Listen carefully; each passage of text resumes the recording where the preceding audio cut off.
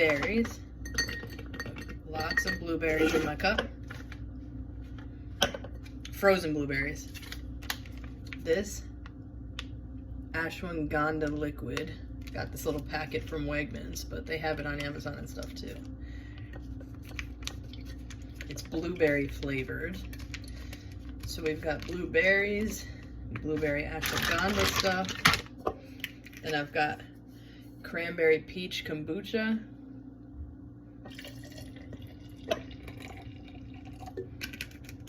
Maybe a little more. And then I've got a blackberry bubbly.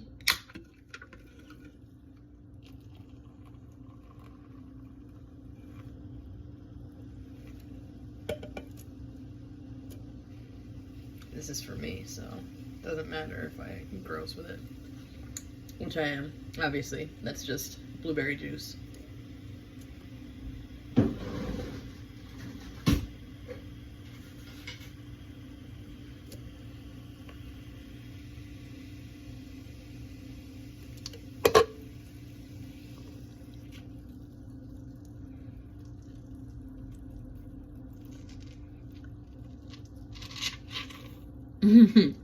Oof, that's the best one yet.